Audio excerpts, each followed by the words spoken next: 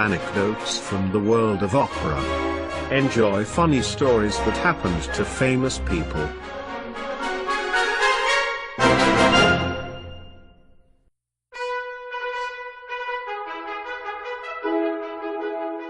Episode 12. How the panties of two sopranos became famous. Rosa Ponselle was born in 1897 under the name Rosa Ponselle, in a small nest in Connecticut called Camden. Like so many places on the East Coast, it is the home of countless Italian immigrants. Rosa is a gifted singer and she performs at vaudeville shows with her sister from the age of 16. In her 21st year, the moment that is going to change her life happens. The great Enrico Caruso attends a theater performance of her. He loves her voice. It is a vocal love at first sight. Still in the evening he breathes to her, "Cara, you will sing with me." Ponselle cannot believe it. She has never sung in an opera before. Caruso arranges an audition with the opera direction.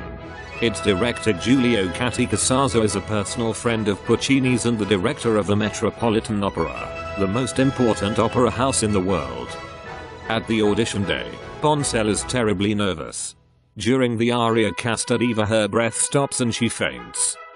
But Catticasaso wants her, and offers her the leading female role in Verdi's Forza del Destino alongside Enrico Caruso. You have to know, La Forza del Destino is one of Verdi's most difficult operas. The Leonora is a role reserved exclusively for very experienced opera singers. Ponselle practices like an obsessed. She studies note by note with her teacher Romani. How should she be supposed to know anything? She has only seen 2 operas in her life. She is afraid and wonders if it will be alright. The day of the first performance is coming. The curtain rises and Ponselle goes through hell in the first hour. After 55 minutes she sobs quietly during a duet to her duet partner Caruso. "I die. I can't keep singing." Caruso replies, "Coraggio, coraggio, io ti sostengo." Courage, courage, I support you. Rosa Ponselle holds out. And in the last act, at the famous scene, Paci, Paci mio, the applause is never ending. Rosa Ponselle triumphs at her debut. And she makes a career at the Met. Her audience adores her. But there is a shadow over her performances. She is plagued by a terrible stage fright.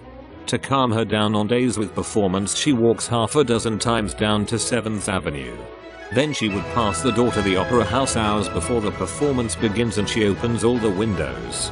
Moreover, she turns off the heating to spare her voice before the performance. Not a good idea, because New York's opera season runs in the winter months. Her singer colleague Pasquale Amato is at the end of his tether. He fears the cold wind and threatens with a lawyer. Another story gets famous when she takes on the Czech soprano Maria Yaritsa. Yes, exactly, the Yaritsa, the biggest bitch the opera world has ever seen. One day Ponselle is so upset about the Yaritsa that she throws the panties of the Yaritsa out of the singer's dressing room in high arches. Rosa Ponselle becomes the greatest opera singer of the first half of the 20th century and an icon of opera art. Maria Callas said of her, "She was the best of us all." Rosa Ponselle always remembered Enrico Caruso with great affection. And the critics awarded her the honorary title, the Caruso in Petticoats.